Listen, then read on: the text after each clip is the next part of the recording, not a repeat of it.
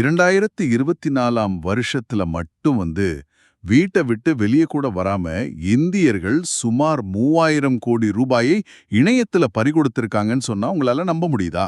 ஆமா, கேக்குறப்பே ரொம்ப ஷாக்கிங்கா இருக்கு. கண்டிப்பா. அதாவது உங்களை யாரும் பிசிக்கலா கடத்த தேவையில்லை. உங்க கையில இருக்கிற ஸ்மார்ட் போன் வழியாகவே உங்களை ஒரு அறைக்குள்ள முடக்கி வச்சு உங்க வாழ்நாள் சேமிப்பு முழுவதையும் சில நிமிடங்களில் உறிஞ்சிட முடியும். கரெக்ட். இது ஏதோ ஒரு திகில் படத்தோட கதை கிடையாது.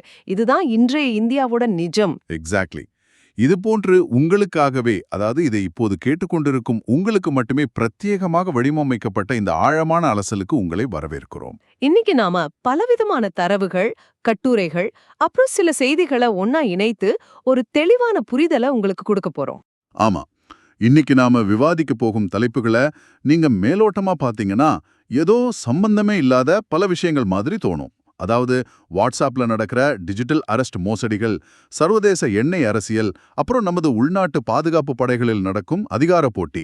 அது மட்டும் இல்லாம உச்ச நீதிமன்றம் ஒரு பள்ளி பாட புத்தகத்தை தடை செய்தது, அப்புறம் இந்தியாவின் தண்ணீர் பற்றாக்குறை, இப்படின்னு பல விஷயங்களை பேச போறோம். ஆமா, ஆனா இந்த பட்டியல் பார்ப்பதற்கு பெருசாகவும் ஒன்றுக்கொன்று தொடர்பில்லாதவை போலவும் தெரிஞ்சாலும் ஒரு முக்கியமான விஷயம் இருக்கு. கரெக்ட். இது எல்லாத்துக்கும் ஒரு மிக ஆழமான மைய இழை இருக்கு.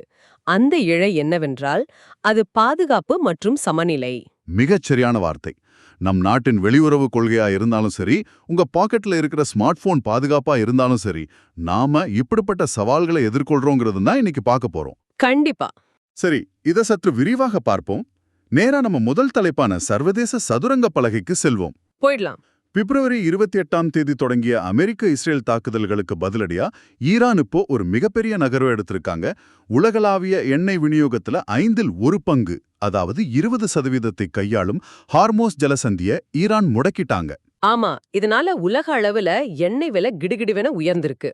உங்களோட பார்வையில இது எப்படிப்பட்ட தாக்கத்தை ஏற்படுத்தும்? இதை வெறும் ஒரு புவியியல் நெருக்கடியா நாம பார்க்க கூடாது. ஏன்னா ஹார்மோஸ் ஜலசந்திங்கிறது மத்திய கிழக்கு நாடுகளோட எண்ணெய உலக நாடுகளுக்கு கொண்டு செல்லும் ஒரு மிக முக்கியமான தொண்டை பகுதி மாதிரி. ரைட். அதை ஈரான் முடக்குதுன்னா உலக பொருளாதாரத்தோட மூச்சுக்குழாய நெரிப்பதற்கு சமம். இதனால அமெரிக்கா நடுக்கடலில் இருக்கிற ஈரானின் 170 மில்லியன் பேரல் கச்சா எண்ணெய் மீதான தடைய தற்காலிகமாக நீக்க பரிசீலிச்சுட்டு வராங்க. இங்கதான் கதையில ஒரு பெரிய திருப்பம் வருது. இது ஒரு செஸ் விளையாட்டு மாதிரி கற்பனை செய்துக்கோங்க. இங்க கச்சா எண்ணெய் தான் சிப்பாய்கள், வல்லரசுகள் தான் ராஜாக்கள். பலகையில முடங்கி போன சிப்பாய்களை மீண்டும் ஆட்டத்திற்கு கொண்டு வர அமெரிக்கா நினைக்குது. ரொம்ப சரியான உதாரணம். இப்போ இந்தியாவுக்கு வருவோம். இந்தியா தன்னோட கச்சா எண்ணெய் தேவையில 88% வெளிநாடுகளிலிருந்து தான் இறக்குமதி செய்து. 2012ல இருந்து 15 வரைக்கும் நாம ஈரானுடன் ரூபாய் பண்டமாற்று முறையில எண்ணெய் வாங்கினோம். ஆமா, ஆனா 2019ல அமெரிக்காவோட கடுமையான தடைகளுக்கு பிறகு அதை முழுமையா நிறுத்திட்டோம். எக்ஸாக்ட்லி. இப்போ என் கேள்வி என்னவென்றால், இந்த தடை தற்காலிகமாக நீக்கப்பட்டால் இந்தியா மீண்டும் ஈரானிடம் எண்ணெய் வாங்குமா? இதுல ஆச்சரியப்பட வைக்கும் உண்மை என்னவென்றால் இந்தியா வாங்குவதற்கான வாய்ப்பு மிக அதிகம். ஓஹோ, அப்படியா? ஆமா, இந்திய சுத்திகரிப்பு ஆலைகள் எப்போதுமே லாபகரமான கச்சா எண்ணெயை தேடிதான் இயங்குது. ரஷ்யா மேல தடைகள் வந்தப்போ கூட நம்ம ரஷ்ய எண்ணெயை அதிக அளவுல வாங்கினோம் இல்லையா? அதே மாதிரி ஒரு கமர்ஷியல் முடிவு தான் இதுவும். ஆனா ஒரு நிமிஷம், இது கொஞ்சம் முரண்பாடா தெரியலையா? ஒரு பக்கம் ஈரானோட உயர்மட்ட தலைவர் அலி காமினியின் படுகொலைக்கு இந்தியா முறையான அனுதாபம் கூட தெரிவிக்கல. கரெக்ட். அதே சமயம் இஸ்ரேலுக்கு நமது பிரதமர் பயணம் மேற்கொள்றாரு.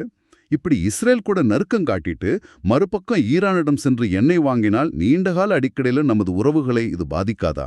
மற்ற நாடுகள் நம்ம ஒரு சந்தர்ப்பவாதின்னு சொல்ல மாட்டாங்களா? இங்க நாம ஒண்ணு ரொம்ப தெளிவா புரிஞ்சுக்கணும். சர்வதேச அரசியல்ல தார்மீக கோபங்களுக்கும் உணர்ச்சிகளுக்கும் இடமே இல்ல. ரைட். இந்தியாவோட வெளியுறவு கொள்கை எப்போதுமே உணர்ச்சிகளை விட யதார்த்தத்தையே நம்பிருக்கு. முன்னாள் பிரதமர் நேருவோட ஒரு பிரபலமான கொள்கையை நீங்க நினைச்சு பாத்தீங்கன்னா, வெளியுறவு கொள்கை என்பது அடிப்படையில் சுயநலம் சார்ந்ததுன்னு அவர் சொல்லியிருக்காரு. அதாவது எந்த ஒரு சித்தாந்தத்தையும் விட தேசிய நலனே முக்கியம் சொல்றீங்க. ஆமா, நமக்கு தேவையானதை நாம சாமர்த்தியமா பெற்றுக்கிறோம். சரி, அந்த யதார்த்தம் என்னன்னு கொஞ்சம் சுருக்கமா விளக்க முடியுமா? நிச்சயம். அமெரிக்கா அப்புறம் இஸ்ரேலுடனான நமது உறவு நமக்கு மிக முக்கியம். அங்கிருந்து தான் நமக்கு அதிநவீன தொழில்நுட்பம், மூலதனம், பாதுகாப்பு உபகரணங்கள் எல்லாம் கிடைக்குது. அதே சமயம் வளைகுடா நாடுகளுடனான உறவும் நமக்கு அதிமுக்கியம். ஏன்னா அங்க வேலை பார்க்கும் லட்சக்கணக்கான இந்தியர்கள் நாட்டுக்கு அனுப்பும் பணம் நமது பொருளாதாரத்துக்கு ஒரு பெரிய தூண். ஆமா, ரெமிட்டன்ஸ் ரொம்ப முக்கியம்.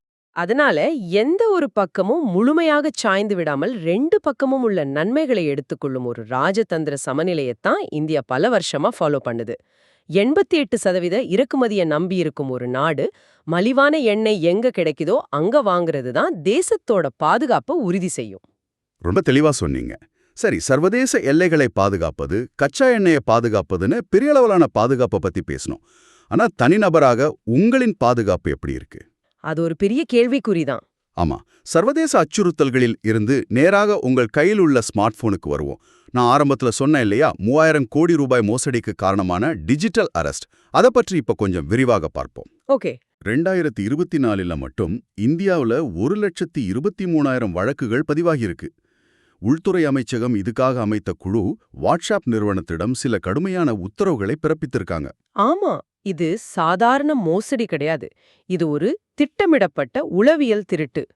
நீங்க பாத்தீங்கன்னா வீடியோ கால்ல சிபிஐ அதிகாரியோ அல்லது போலீஸ் உடையலோ ஒருவர் தோன்றுவார். ஆமா, பார்சல்ல போதைப்பொருள் பிடிபட்டிருக்குன்னு மிரட்டுவாங்க. கரெக்ட். அல்லது ஏதோ பெரிய பணமோசடி வழக்குல உங்க ஆதார் எண் சிக்கியிருக்குன்னு சொல்லுவாங்க. உங்களை ஸ்கைப்லயோ அல்லது வாட்ஸ்அப் கால்லயோ பல மணி நேரம் காத்திருக்க வச்சு பயமுறுத்தி உங்க பணத்தை ஒரு பாதுகாப்பு கணக்கிற்கு மாற்றச் சொல்வார்கள். இதத்தான் நான் விர்ச்சுவல் கிட்னாப்பிங்னு சொல்றேன். உங்களை நிஜத்துல ஒரு கார்ல தூக்கி செல்ல வேண்டியதில்ல, உங்களோட பயத்தையே மூலதனமா வச்சு உங்க வீட்டுக்குள்ளேயே உங்களை சிறைப்பிடிச்சிடுறாங்க. ரொம்ப சரியான விளக்கம். இதை தடுக்கத்தான் அரசு சில தொழில்நுட்ப நடவடிக்கைகளை எடுத்திருக்கு. அதாவது அந்த மோசடி செய்யும் போனோட சாதன அடையாளத்தை முடக்குவது, பயனர்களின் தரவுகளை 180 நாட்களுக்கு சேமித்து வைப்பது, ஏஐ மூலமா போலீஸ் வீடியோ அழைப்புகளை கண்டுபிடிப்பது, அப்புறம் அபாயகரமான ஏபிகே ஃபைல்களை தடுப்பது. ஆனா எனக்கு ஒரு பெரிய சந்தேகம் இருக்கு. இதெல்லாம் நிஜமாவே மோசடிகளை தடுக்குமா? அல்லது அரசு ஏதோ நடவடிக்கை எடுக்குதுன்னு காட்டுறதுக்கான வெறும் கண்துடைப்பா இது? உங்க சந்தேகம் நியாயமானதுதான். ஏபிகே ஃபைல்கள்னு நீங்க குறிப்பிட்டதை நான் முதல்ல விளக்கிடுறேன். நாம பொதுவா பிளே ஸ்டோர் அல்லது ஆப் ஸ்டோர்ல இருந்து செயலிகளை டவுன்லோட் பண்ணுவோம். அங்க ஓரளவுக்கு பாதுகாப்பு இருக்கும். ஆமா. ஆனா ஏபிகே ஃபைல்ஸ்ங்கிறது இணையதளங்கள்ல இருந்து நேரடியாக தரவிறக்கம் செய்யப்படும் அதிகாரப்பூர்வமற்ற செயலிகள். இதுல தான் மால்வேர்களை ஒளிச்சு வச்சு உங்க போனோட கண்ட்ரோலை அவங்க எடுக்கறாங்க. ஓஹோ. வாட்ஸ்அப் இதை தடுக்க முயல்வது வரவேற்கத்தக்கதுதான். ஆனா இது ஒரு பரந்த கண்ணோட்டத்தோட ஒப்பிட்டு பார்த்தா இது மட்டும் நிச்சயம் போதாது. ஏன் போதாது? எல்லாவற்றையும் கண்காணிக்கணும் சொல்றாங்களே.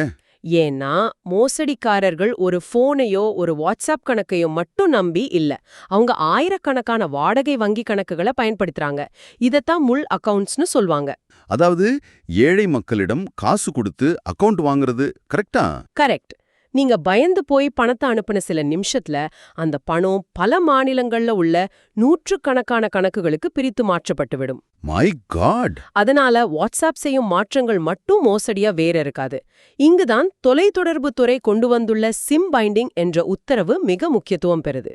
ஒரு நிமிஷம், இந்த சிம் பைண்டிங்னா என்ன? இது சாதாரண மக்களுக்கு எப்படி புரியும்?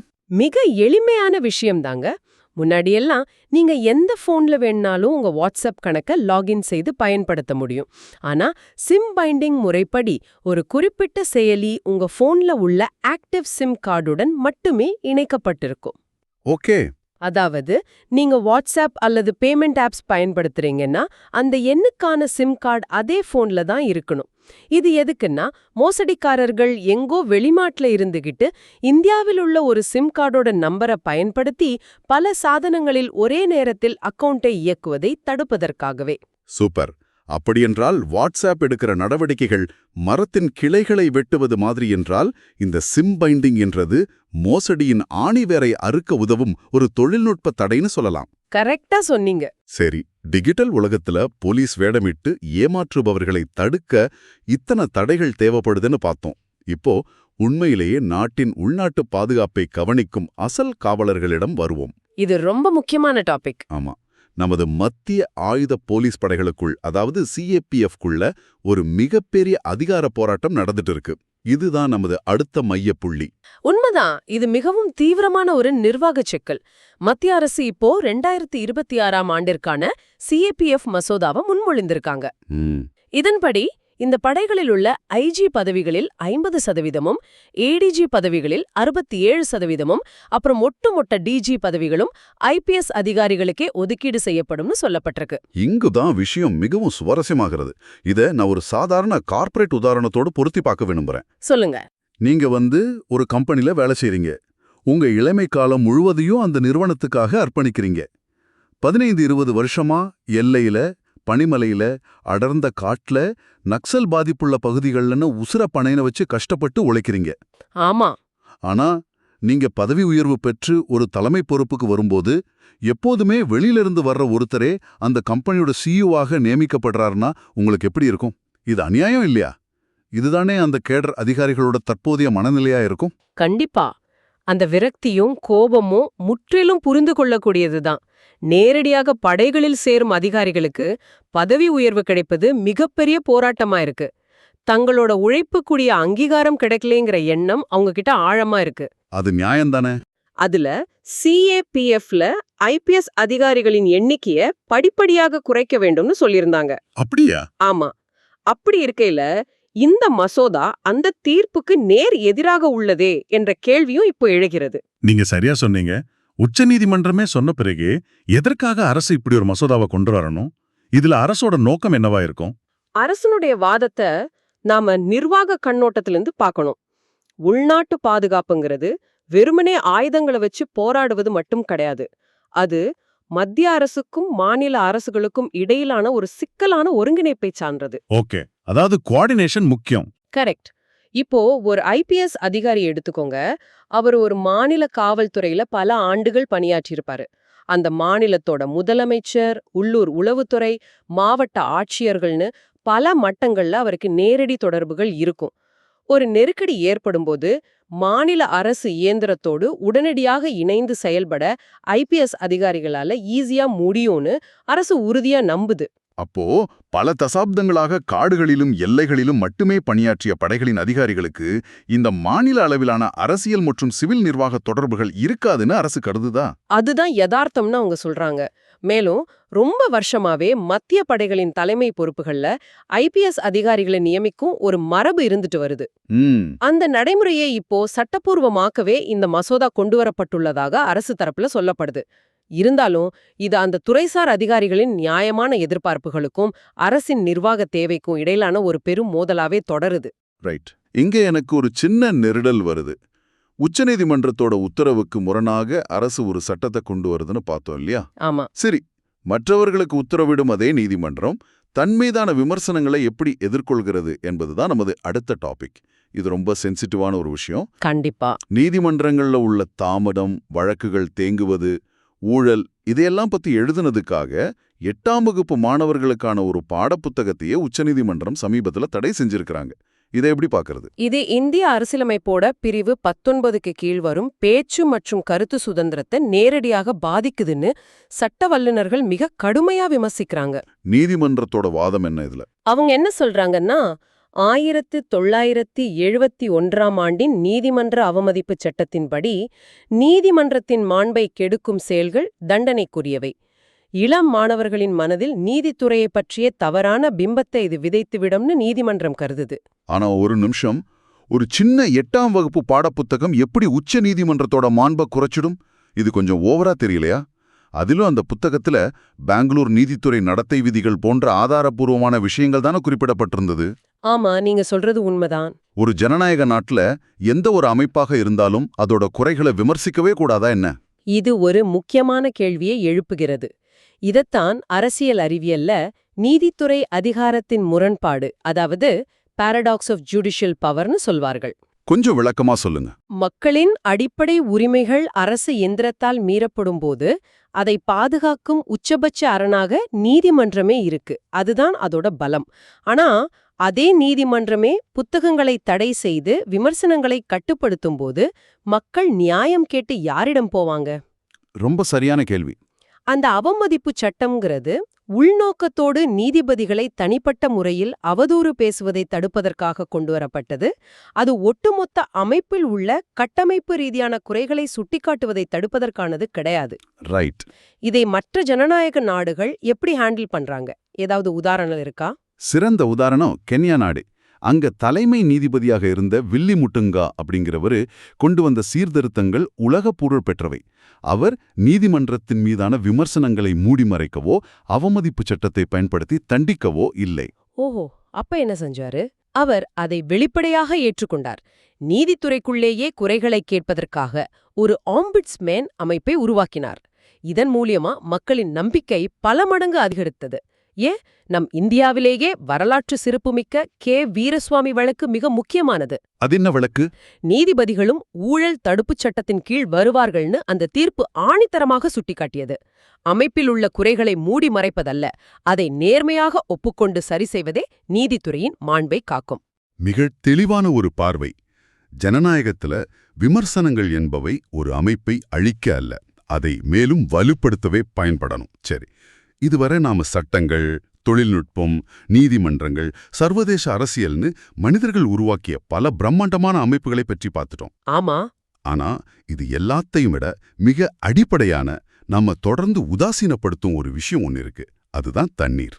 இது இந்தியாவோட மாபெரும் முரண்பாடுகள் எல்லாம் ஒண்ணுங்க. தண்ணீர் தட்டுப்பாடுங்கிறத வெறும் சுற்றுச்சூழல் பிரச்சனையாக மட்டும் நம்ம பார்க்கக்கூடாது. உலக மக்கள் தொகையில பாத்தீங்கன்னா நாம 18% இருக்கோம். ஆமா. ஆனா உலக அளவில உள்ள நன்னீர் வளத்துல வெறும் 4% மட்டுமே நம்மிடம் இருக்கு. அதிலும் நாம பயன்படுத்தும் தண்ணீர்ல 90% விவசாயம் மட்டுமே உறிஞ்சுகிறது. அப்படி என்றால் இதற்கெல்லாம் என்ன அர்த்தம்? நான் இதை ஒரு அன்றாட உதாரணத்தின் மூலமா விளக்குறேன். நாம எல்லாருமே தண்ணீரை ஒரு அன்லிமிட்டெட் ஃப்ரீ வைஃபை போல நினைச்சு பயன்படுத்திக்கிட்டு இருக்கோம். மோட்டாரை போட்டா எவ்வளவு வேணாலும் தண்ணீர் வரும், வந்துகிட்டே இருக்குன்னு ஒரு நினைப்பு. ஆனா நிஜம் அது இல்லையே. கண்டிப்பா இல்ல. கசப்பான உண்மை என்னவென்றால், அது தீர்ந்து போகும் நிலையிலுள்ள ஒரு ப்ரீபெய்ட் டேட்டா பேக். நாம் அதை ரீசார்ஜ் செய்யாம இருக்கிற டேட்டாவை முழுவதுமாக காலி செய்துகிட்டே இருக்கும். இது எவ்வளோ பெரிய ஆபத்து! மிக சரியான ஒப்புமை. இந்த நிலைமையை மாற்றுவதற்கு சில மாபெரும் கட்டமைப்பு மாற்றங்கள் தேவை. முதலாவதாக, நாம விவசாயத்தில் அதிகமாக நெல் அப்புறம் கரும்பு பயிரிடுவதை தவிர்க்கணும். அதுக்கு பதிலா என்ன பண்ணலாம்? அதுக்கு பதிலா சிறு தானியங்கள் மற்றும் பருப்பு வகைகளை பயிரிட மாறினால் ஒரு வருஷத்துக்கு சுமார் 29 பில்லியன் கனமீட்டர் நீரை நம்மால சேமிக்க முடியும். இரண்டாவதாக, தண்ணீர் மேலாண்மையில் நமது பார்வையை மாத்தணும். இதுவரை நாம ஆறுகள், ஏரிகள், நிலத்தடி நீர் போன்ற கண்களுக்கு தெரியும் ப்ளூ வாட்டர், அதாவது நீல நீர் மீது மட்டுமே கவனம் செலுத்தி வர்றோம். ஆனா மண்ணின் ஈரப்பதத்தில் உள்ள கிரீன் வாட்டர், அதாவது பச்சை நீர் மீதும் நாம கவனம் செலுத்தணும். ஒரு நிமிஷம். இந்த பச்சை நீர் என்றால் என்ன? மண்ணின் ஈரப்பதம் எப்படி ஒரு நீர் ஆதாரமாக மாறும்? நல்ல கேள்வி. மழை பெய்யும்போது எல்லா நீரும் ஏரிகளுக்கோ கடலுக்கோ போயிடுறதில்ல. ஒரு பெரும் பகுதி மண்ணால் உறிஞ்சப்பட்டு மண்ணின் ஈரப்பதமாக தங்கிவிடுகிறது. இதுதான் காடுகளும் செடி கொடிகளும் வளர, விவசாயம் செழிக்க அடிப்படையான ஆதாரம். ஓகே. இதத்தான் பச்சை நீர்னு சொல்றாங்க. நாம கண்மூடித்தனமாக நிலத்தடி நீரை உறிஞ்சுவதால் மண்ணின் ஈரப்பதம் காய்ந்து போய் நிலம் பாலைவனமாகிக்கிட்டு இருக்கு. இதை தடுக்க மழைநீரை மீண்டும் மண்ணுக்குள் செலுத்தும் கட்டமைப்புகளை உருவாக்கணும். ஆனா இன்னைக்கு நகரங்கள் எல்லாமே கான்கிரீட் காடுகளா மாறிடுச்சு. பெய்யும் மழைநீர் முழுவதும் ரோடுகள்ல ஓடி வீணாக கடல்ல கலக்குதே. இதுக்கு என்ன தீர்வு? அங்குதான் ஸ்பாஞ்ச் சிட்டிஸ், அதாவது பஞ்சு நகரங்கள் என்ற அருமையான கருத்தாக்கம் வருது. ஒரு ஸ்பாஞ்ச் எப்படி தண்ணீரை உறிஞ்சி தக்க வைத்துக்குமோ அதுபோல நகரங்களை வடிவமைக்கணும். ரைட். கான்கிரீட் சாலைகளுக்கு பதிலாக தண்ணீரை உள்ளே அனுமதிக்கும் சிறப்பு சாலைகளை அமைப்பது, நகர்ப்புற காடுகளை வளர்ப்பது, ஆங்காங்கே ஈரநிலங்களை உருவாக்குவது ஆகியவை இதுல அடங்கும். எல்லாவற்றுக்கும் மேலாக சுத்திகரிக்கப்பட்ட கழிவுநீரை மறுசுழற்சி செஞ்சு தொழிற்சாலைகளுக்கும் மற்ற பயன்பாடுகளுக்கும் வழங்குவதன் மூலம் 2047க்குள்ள சுமார் 3.5 லட்சம் கோடி ரூபாய் மதிப்பிலான ஒரு மாபெரும் சுழற்சி பொருளாதாரத்தை நம்மால் உருவாக்க முடியும். வாவ், 3.5 லட்சம் கோடியா? ஆமா. தண்ணீரை ஒரு இலவசமான பொருளாக பார்ப்பதை விட்டுவிட்டு அதை ஒரு தேசிய வியூகச் சொத்தாக பார்க்க வேண்டிய உச்சகட்ட கட்டாயத்துல நம்ம இப்போ இருக்கோம். சூப்பர். சரி, இப்போ இன்றைய இந்த நீண்ட அலசலை சுருக்கமாக பார்ப்போம். நாம அடுக்கடுக்கான பல தகவல்களை ஆழமா அலசியிருக்கோம்.